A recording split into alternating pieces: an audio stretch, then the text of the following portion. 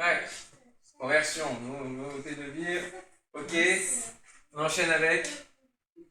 Et pain sans levain. Renoncer au péché. Mourir à soi-même. Vivre en Christ. Ok. Et les prémices. Le fait de vraiment mettre Christ en premier. Ok. Les 3 premières fêtes du printemps. Ensuite, on fait un saut. Et la semaine dernière, on a vu Pentecôte. Voilà, fête de la moisson, la récolte, la joie, être rempli de l'esprit, revêtir cette nouvelle étape pour entrer dans le pays. Et nous arrivons à la fête des trompettes. Voilà pourquoi on a chanté hein, « Voici vient au son de la trompette ». Et aujourd'hui, cette fête ne se nomme plus comme ça. Je pense que quand on parle, l'hébreu, en tout cas les juifs, on n'entend pas parler de fête des trompettes. Et en fait, la fête des trompettes, aujourd'hui, c'est une grande fête, c'est Rosh Hashanah. C'est la fête de la nouvelle année. Le chauffard. Alors ça, le chauffard, c'est la trompette, c'est dans plusieurs fêtes qui est sonné. Rosh Hashanah ou Yom Teruah, le jour de la sonnerie. Donc, si on se repose intentionnellement en paix, c'est RIP, en Dieu, alors, qu'est-ce qui doit se passer pour cette fête-là? On peut mettre là l'image. Alors, tu ne peux qu'être paisible au son de la trompette. Le son de la trompette, c'est un son qui réveille, c'est un son qui... quand tu es endormi, là, si on te sonne la trompette dans l'oreille, tu peux perdre ton oreille déjà, mais ça te réveille, ça te surprend. Alors on va lire dans Lévitique 23, verset 23, on suit ce chapitre de Lévitique dans lequel il y a les différentes fêtes. Et il dit, l'Éternel parle à Moïse et dit, parle aux enfants d'Israël et dit, le 7e mois, le premier jour du mois, vous aurez un jour de repos, publié au son des trompettes et une sainte convocation. Vous ne ferez aucune œuvre servile, qu'un travail, et vous offrirez à l'Éternel des sacrifices consumés par le feu. 3 versets, très courts par rapport à Pentecôte, où on avait le détail de l'ensemble des sacrifices qui étaient faits. On avait une dizaine de versets pour Pentecôte. Là, la fête des trompettes, c'est très restreint. Et le son de la trompette, eh bien, si on est en repos en Dieu, les sons de la trompette qui vont venir ne doivent pas nous inquiéter. Mais plutôt, nous devons être paisibles au moment où la trompette sonnera. Pourquoi? Parce que nous serons prêts. Alors, premier point, première question, avez-vous encore du souffle? Soufflez dans la trompette. Avant de voir les éléments qui nous amènent à l'avenir, parce que quand on pense, nous, trompette en tant que chrétiens, tout de suite on cible l'Apocalypse, on va voir déjà le début, le fait qu'il y a un son, qu'il y a un souffle qui est donné. Et en fait, le mot trompette, c'est teroua, et donc dans teroua, il y a roua. L'origine, c'est ça. Et roua, c'est le souffle. C'est le souffle de vie. Et ça signifie encore d'autres choses, on verra la semaine prochaine, c'est assez profond. Et donc, le deuxième verset de Genèse 1er, il est dit, la terre était informée vide, et il y avait des ténèbres à la surface de la ville, et l'esprit, roua, l'esprit de Dieu, se mouvait au-dessus des eaux. Donc c'est le souffle, c'est l'esprit, quelque chose qui, c'est un vent, donc qui est très mobile, le souffle. Dès le début de la création, on a ce roi. Et on a la parole de Dieu sur le roi qui va amener le roi à se mettre justement en action de création. Il faut qu'il y ait la parole qui soit donnée pour que l'Esprit de Dieu se mette à l'œuvre. Là, il plane au-dessus des eaux. Il est en latence. Il contrôle une certaine part de ténèbres, de chaos. Et quand la parole de Dieu dit que la lumière soit, tac, ça se met en œuvre. Ça se met en œuvre et le chaos disparaît et une harmonie de création se met en place. C'est la même chose au moment de la Pentecôte avec nous et la conversion, c'est que la parole de Dieu parle sur nos vies. Nous saisissons, nous croyons à la parole de Dieu. Jésus, parole faite chair, dit maintenant tu es mon enfant, l'harmonie est créée. Alléluia. Amen. Il nous donne le souffle de vie, il ranime nos vies. Parce que nous qui étions morts au péché, morts à la vie de Dieu, maintenant nous sommes morts au péché. Voilà. Nous étions dans les ténèbres, morts à tout ce qui était de Dieu, rebelles, et Jésus nous a ressuscités en lui, et il nous donne sa vie. Alléluia. Maintenant, nous sommes morts au péché. Il y a une inversion de mort et de vie. Alléluia.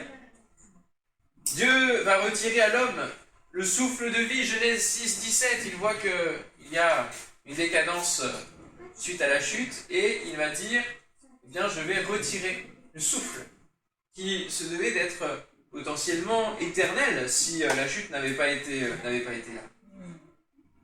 Et donc, du souffle du vie, roua, on passe au cri et à la trompette, teroua. Et on a vraiment le fait de la naissance de quelque chose. Quand un enfant crie à la naissance, c'est bon signe. Hein? C'est un signal qui nous dit, ouf, il y a la vie qui est là. Et c'est vraiment très important qu'il y ait cet élément-là, qui soit là. Ça, c'est le soulagement des sages-femmes. Quand il y a le cri. Alors c'est vrai que c'est le remplissage des poumons, hein, de l'air, justement du souffle, qui amène un cri. Alors les rabbins disent que c'est un cri qui annonce la vie, en fait, qui parle de la vie. Scientifiquement, on dit voilà, c'est purement de la souffrance, un cri de douleur. Mais c'est vrai que spirituellement, c'est un cri qui fait un écho en disant oui, je vis, oui, je reçois le souffle de Dieu. Et de la même manière, quand on est en Dieu, eh bien, on a ce cri de louange, ce cri de joie. Et Seigneur, merci pour ton souffle de vie. Et à chaque fois qu'on sera réunis ensemble, quand on célèbre avec des chants, avec des prières, ce sont des cris que nous amenons vers le Seigneur, que nous faisons monter vers Dieu. Alléluia. Et qu'il recueille dans des coupes d'or. Alléluia. Alors la fête des trompettes, elle arrive au 7e mois, donc plusieurs mois après la fête des Pentecôtes. On a vu la fois dernière qu'il pouvait se passer beaucoup de choses en quelques semaines, hein, entre justement les prémices et Pentecôte. Et il peut se passer beaucoup de choses en plusieurs mois. Et beaucoup de choses qui nous amènent à du repos, mais du repos d'endormissement dangereux. Et alors, il faut sonner un coup de trompette à un moment donné, parce qu'il faut rester en veille. Il faut rester en alerte. Les années de nos vies sont remplies de choses. Mais de quoi? Vous avez eu l'occasion de travailler la semaine dernière. Hein? Est-ce que c'est du souffle divin de l'Esprit de Dieu, ou est-ce juste une respiration humaine qui ne compte pas sur demain?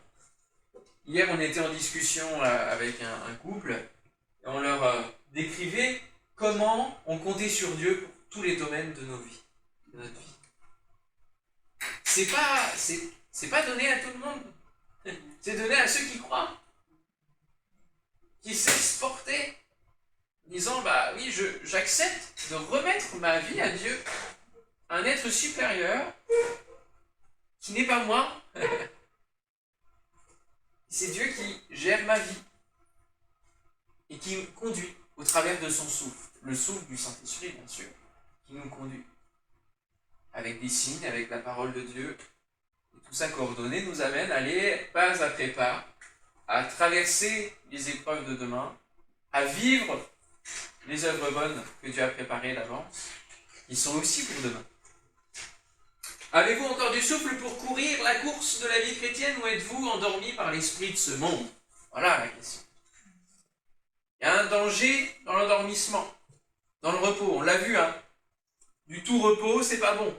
Donc il faut qu'il y ait aussi un état de veille. Parce que bientôt des trompettes sonneront, et donc il faut être veillant et priant. On va commencer par lire Éphésiens 5, comme grand texte. Éphésiens chapitre 5, verset 6, si vous voulez venir avec moi. On peut se laisser, et c'est le grand danger justement de la fin des temps, c'est de se laisser séduire par des discours, de se laisser endormir par des berceuses qui nous justifient, qui nous déculpabilisent, si on ne va pas forcément chercher Dieu tout le temps, si tu en fais assez, il n'y a pas de problème, etc. L'important, ça va être telle chose. Ça, non, laisse-le de côté. Que personne ne vous séduise par de vains discours, car c'est à cause de ces choses que la colère de Dieu vient sur les fils de la rébellion. N'ayez donc aucune part avec eux. Autrefois vous étiez ténèbres et maintenant vous êtes lumière dans le Seigneur. Marchez comme des enfants de lumière, car le fruit de la lumière consiste en toutes sortes de bonté, de justice et de vérité. Examinez ce qui est agréable au Seigneur et ne prenez point part aux œuvres infructueuses des ténèbres, mais plutôt condamnez-les. Car il est honteux de dire ce qu'ils font en secret. Et tout ce qui est condamné est manifesté par la lumière, car tout ce qui est manifesté est lumière. C'est pour cela qu'il est dit,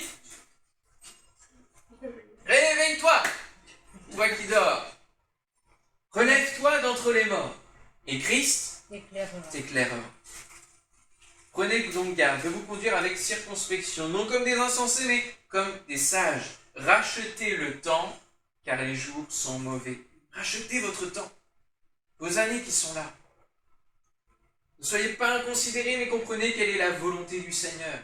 Ne vous enivrez pas de vin, c'est de la débauche, soyez au contraire remplis de souffle. Alléluia. Amen. Pneuma en grec, roua en hébreu, de l'esprit. Entretenez-vous par des psaumes, par des hymnes, par les cantiques spirituels. Ça, c'est des trompettes, c'est nos trompettes à nous. Des trompettes de louange, d'acclamation. Chantant et célébrant de tout votre cœur les louanges du Seigneur. Rendez continuellement grâce pour toutes choses à Dieu le Père au nom de notre Seigneur Jésus-Christ, vous soumettant les uns aux autres dans la crainte de Christ. Alors, pour faire un jeu de mots, puisqu'elle voit à bout de souffle, il y a besoin d'air pour souffler dans la trompette. Le deuxième point, c'est une nouvelle ère commence. Une nouvelle ère commence.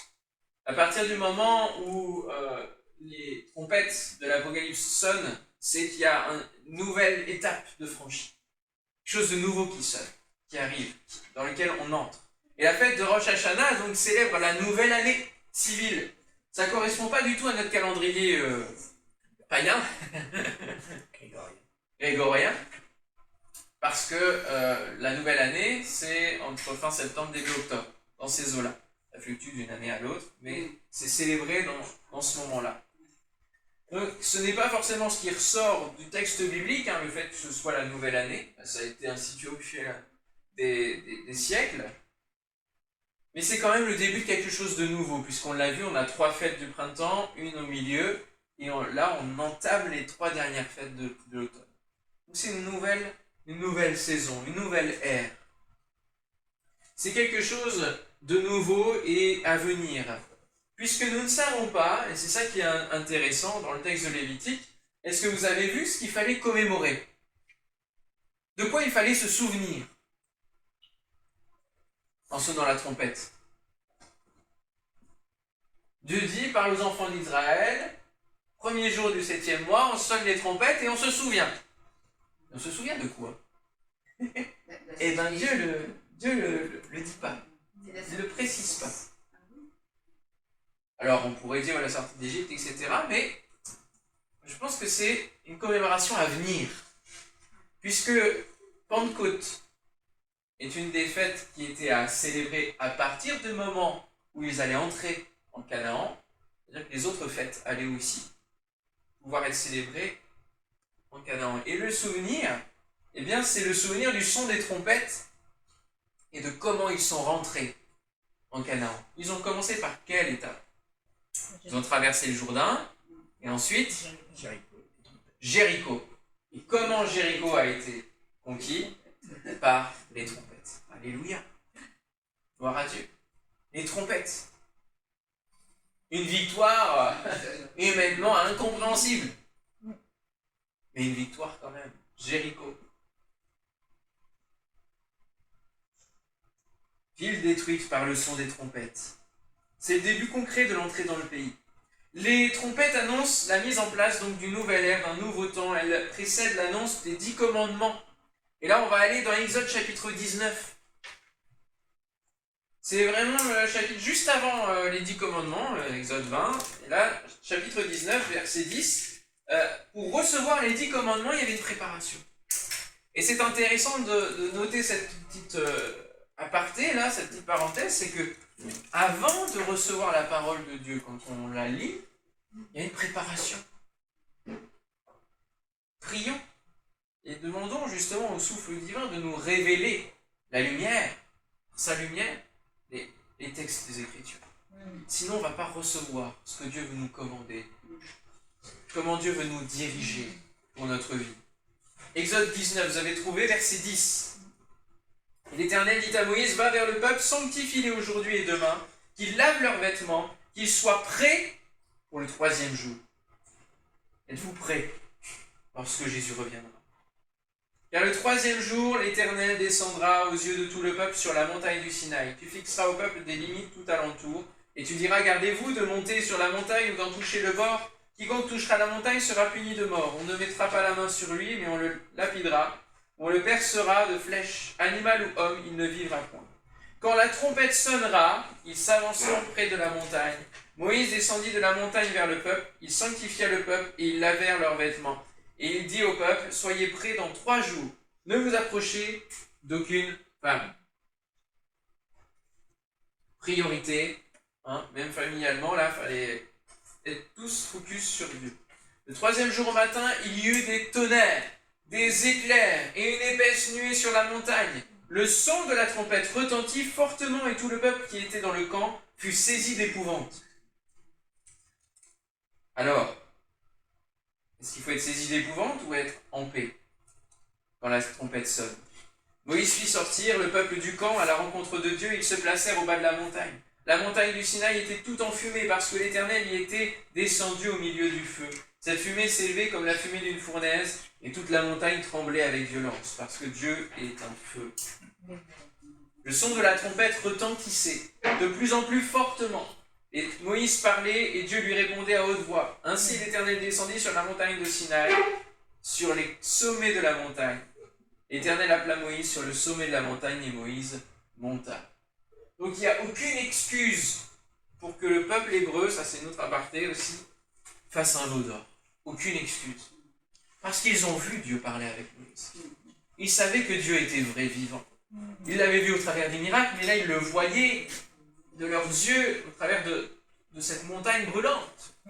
C'est plus le buisson ardent, c'était la montagne ardente. Révélation pour l'ensemble du peuple. La présence de la trompette est là, comme la voix de Dieu. Depuis le ciel, la trompette sonne. Cette fête fut assez forte donc pour le peuple hébreu au retour de Babylone. Avec Néhémie et Esdras qui vont être courageux et entrer dans le retour. Et cette fête va leur permettre de voir à quel point ils se sont égarés de Dieu. Néhémie chapitre 8, versets 1er à 3, Néhémie chapitre 8. Ils sont arrivés dans le pays, peu de choses sont encore rebâties. La priorité, c'est quoi? C'est de remettre au cœur de leur cœur la parole de Dieu. Néhémie 8, verset 1er. Alors, tout le peuple s'assembla comme un seul homme sur la place qui est devant la porte des eaux. Parce que quand on sonne la trompette, c'est une sainte convocation, c'est un rassemblement.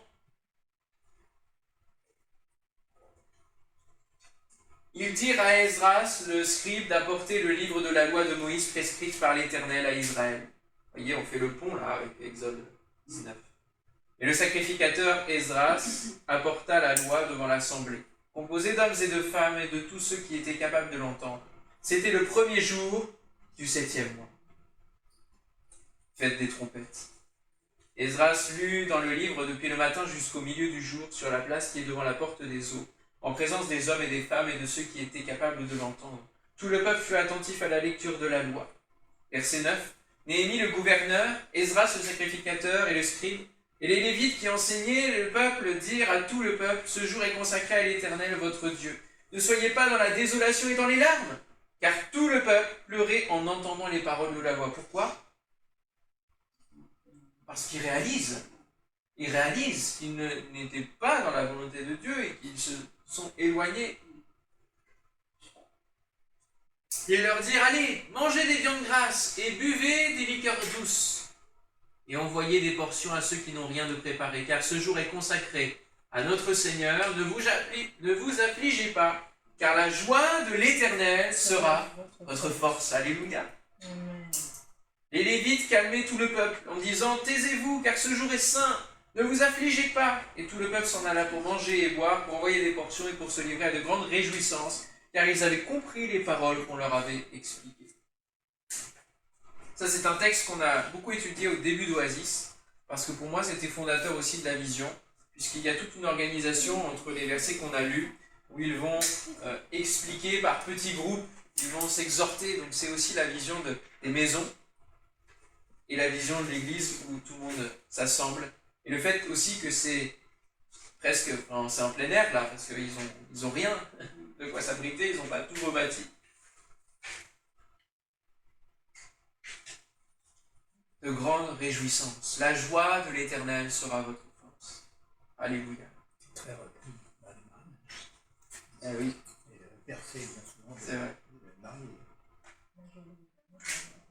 Quand les trompettes de l'Apocalypse commenceront à sonner, alors je ne vous les fais pas lire parce que c'est long, puis c'est allé sur l'ensemble de l'Apocalypse, enfin en tout cas sur plusieurs chapitres, mais ce sont des désastres qui vont se mettre en place sur la terre. Donc il y a une part de jugement, et pour les Juifs, le jour de Rosh Hashanah, c'est aussi jour de jugement. Il la rapproche aussi avec le grand jour, le jour du Seigneur. Mais quand elles commenceront à sonner, eh bien, ça amène un temps de tribulation. Et la question, c'est comment traverserons-nous ces temps si nous ne sommes pas enlevés avant? Je ne sais pas si on sera enlevé avant au premier son de la première trompette ou si ce sera après.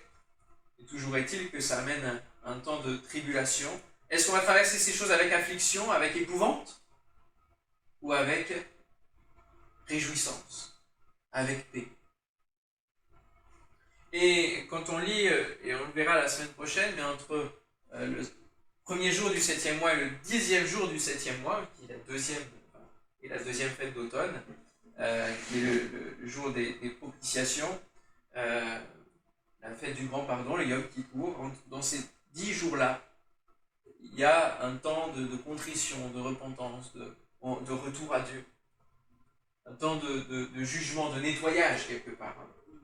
Et on voit bien dans l'Apocalypse aussi, dans une des lettres, il va dire, pendant 10 jours, il va y avoir ce temps de tribulation, mais tu peux traverser ça. En tant qu'Église, tu peux le traverser. Tu peux traverser en comptant sur moi.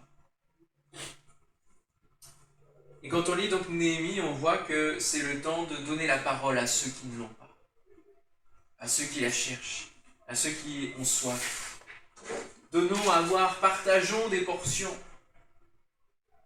Soyons dans la joie parce que ceux qui nous entourent vont regarder, vont chercher, vont dire qui a le véritable bonheur ici-bas. Ils vont voir ceux qui vont garder la joie, en plein cœur de la tribulation, en plein cœur des trompettes qui sonnent, qui retentissent et qui vont remplir d'épouvante, d'effroi l'ensemble de ce monde. Parce que les désastres qui vont s'abattre, les hommes chercheront la mort et ils ne la trouveront pas, nous dit l'Écriture. Ça va être quelque chose de terrible. Et nous pouvons traverser en toute paix. Parce que Dieu est là, en nous. Alors la trompette sonne et c'est le rassemblement pour le départ. Il y a deux trompettes d'argent que Dieu demande à Moïse de faire fondre. Donc là, on n'est pas dans la dimension du chauffard avec la corde de bélier, mais ce sont des trompettes d'argent qui sont vraiment façonnées. Et il y en a une, c'est pour les convocations, l'assemblée. Et l'autre, c'est pour le fait de partir du camp, de lever le camp et partir, puisque ils sont dans le désert. D'accord? Et nous, eh bien, on vit les deux. On se rassemble dans le but de partir vers le Seigneur. Alléluia, d'être enlevé. On se rassemble pour le départ. En restant dans Néhémie, nous voyons que la reconstruction du pays et de Jérusalem ne s'est pas faite sans risque et sans ennemis. De nouveau, c'était comme une conquête.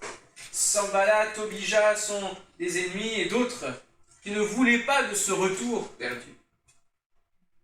Alors Néhémie va dire, chapitre 4, verset 19, je vous le lis, « Je dis aux grands magistrats et au reste du peuple, l'ouvrage est considérable et étendu, et nous sommes dispersés sur la muraille, éloignés les uns des autres. C'est un peu la réalité de notre Église aujourd'hui, avec un grand E. L'ouvrage d'annonce de l'Évangile est considérable, immense. Il y a des millions, des milliards de personnes sur cette terre. C'est immense, ça nous dépasse. Qu'est-ce qu'il faut faire? Nous sommes éloignés les uns des autres, dispersés sur la muraille. Chacun fait son œuvre. Et au son de la trompette, rassemblez-vous auprès de nous, vers le lieu d'où vous l'entendrez. Notre Dieu combattra pour nous.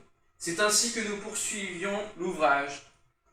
La moitié d'entre nous la lance à la main, depuis le lever de l'aurore jusqu'à l'apparition des étoiles. Dans ce même temps, je dis encore au peuple que chacun passe la nuit dans Jérusalem avec son serviteur. Faisons la garde pendant la nuit et travaillons pendant le jour.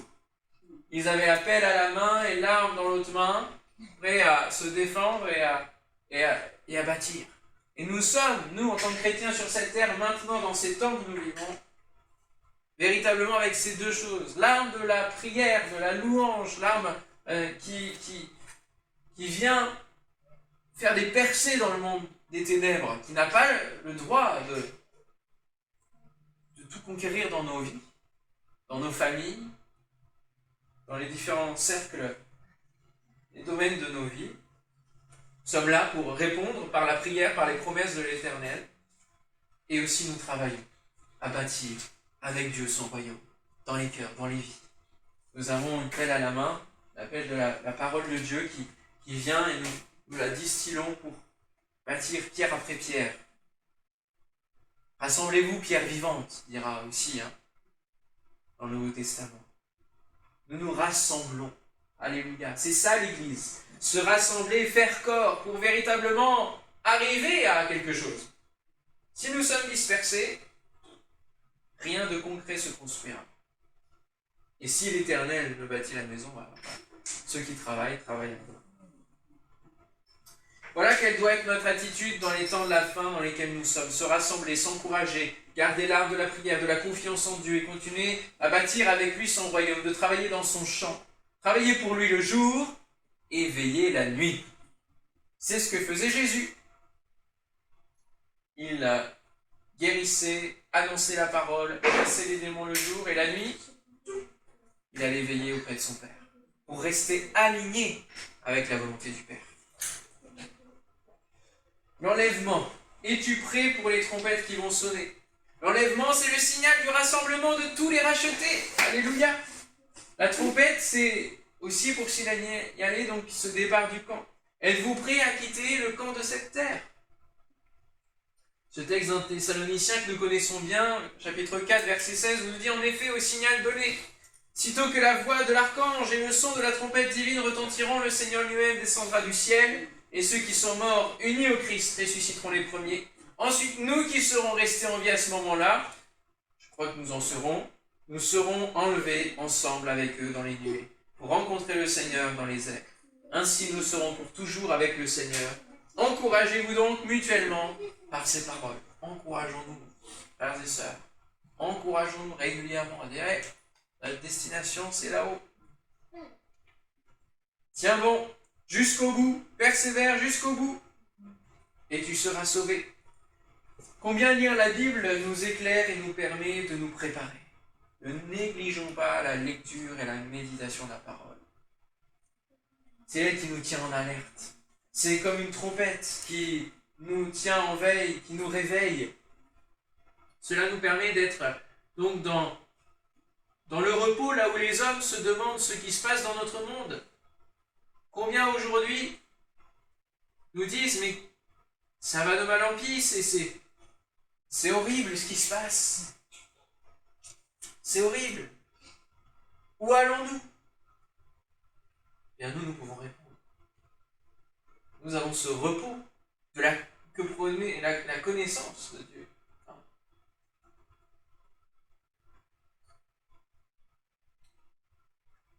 Quelques paroles de Jésus dans Matthieu 24, où il annonce justement les temps de la fin.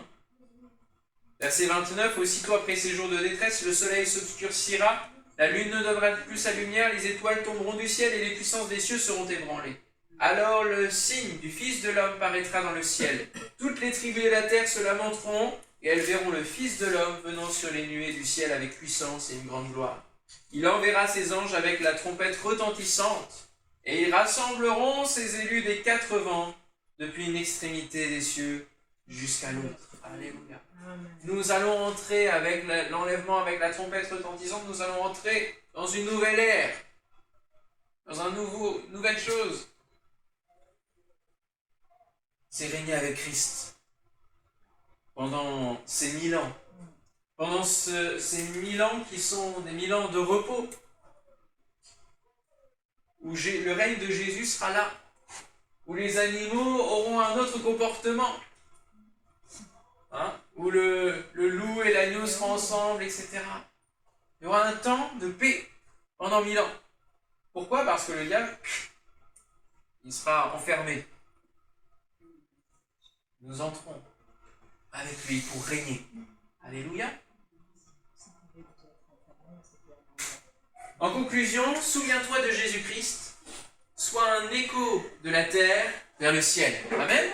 L'apôtre Paul dira à Timothée, et ça c'est toujours un étonnement, il va dire à son stagiaire, qui est quand même déjà en gestion d'église, etc., il va dire, souviens-toi de Jésus-Christ. Bah quand même, c'est l'objet principal de mon ministère, de ce que je raconte. Paul lui dit, souviens-toi de Jésus-Christ. Comme quoi on peut être accaparé, bien que chrétien, bien que pasteur, bien que... On peut être dans tellement plein d'autres choses, même spirituelles, on en vient à oublier que le centre, c'est Christ. Souviens-toi de Jésus-Christ, issu de la postérité de David, ressuscité des morts, selon mon évangile.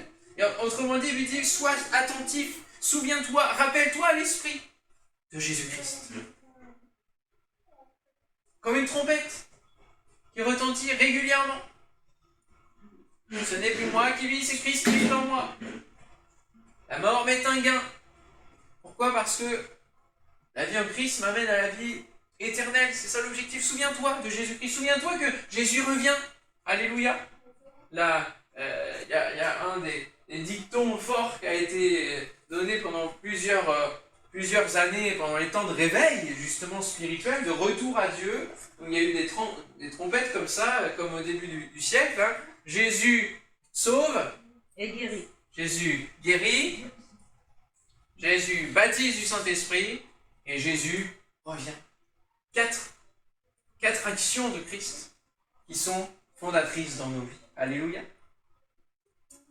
Alors c'est bien de se souvenir de Jésus-Christ, de prendre des notes quand vous méditez la parole de Dieu, quand vous écoutez des prédications, tout ça pour ne pas laisser la parole tomber à terre. Pour vous souvenir, pour retenir, pour repasser ces paroles dans votre cœur comme le faisait Marie. Jésus dira aux 7 églises, en tout cas certaines, souviens-toi d'où tu es tombé. Souviens-toi comment tu as reçu et entendu la parole. Souviens-toi et agis en conséquence. Ça, c'est la part du retour à Dieu. Et puis, la fête des trompettes, on le voit, c'est pas un jour de tristesse, mais d'acclamation, de joie. Ça, c'est vraiment dans le terme terroir. L'acclamation, la joie. Soyons une louange à notre Dieu, soyons comme une trompette vers Dieu. Bien souvent, l'ennemi essaiera de fermer votre bouche. Vous essaiera de faire en sorte que vous ne confessiez point le nom de Dieu au travers de vos lèvres. Et pourtant, la parole, et il sait bien pourquoi, c'est parce que la parole nous dit que celui qui confesse le Seigneur Jésus de sa bouche sera sauvé. Il sait bien que Dieu siège au milieu des louanges de son peuple. Donc ça, c'est un autre combat auquel il faut veiller, que l'ennemi ne ferme pas vos bouches. Que vous puissiez continuer à proclamer, à trompeter au nez et à la face du diable combien Dieu est votre sauveur, Seigneur. Alléluia. Amen. L'acclamation de joie, que nos voix soient comme un écho pour dire à Dieu, qui sonne aussi un signal dans le ciel. Dis, qui croit en moi là? Qui va venir? Que nous puissions répondre. Et trompeter aussi, dire, nous t'attendons, souviens-toi de nous aussi. C'est un écho, c'est une alliance, c'est une relation. Nous vivons pour toi, Seigneur, nous sommes là pour toi, et nous le déclarons. Amen. Alors nous sommes paisibles. quand la trompette viendra. J'ai déjà raconté, mais il y a un moment donné, j'ai raconté la première partie dans un des épisodes sur les fêtes, sur le fait qu'à un moment donné, j'avais ressenti que c'était l'enlèvement, hein, dans un rêve, et que il y avait des choses qui me retenaient accroché à la terre. Et plusieurs années après, j'ai refait le même, enfin pas le même, mais un rêve avec la même sensation, et là, cette fois-ci, j'ai entendu les trompettes. Je les ai entendues.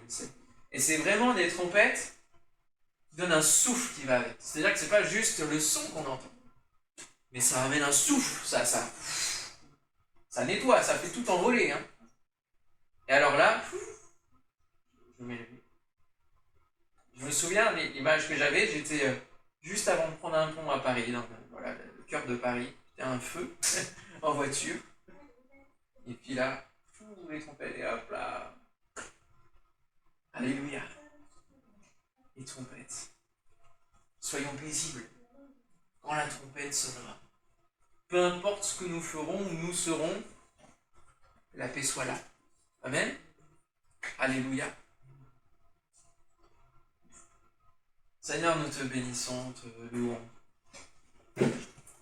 Et nous te prions de nous aider à ne pas être remplis d'épouvante lorsque les cataclysmes et d'autres choses se mettront en place, se renforceront, que tu enverras les jugements. Nous sommes dans la période des sceaux, je le crois, et les trompettes arrivent fortement. Et Seigneur, nous croyons que nous attendons une trompette, c'est celle de l'enlèvement, c'est celle de ton retour.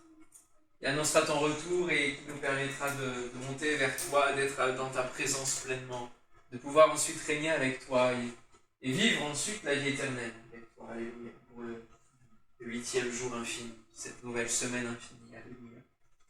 Seigneur, donne-nous de comprendre tout ce qui a été partagé ce matin.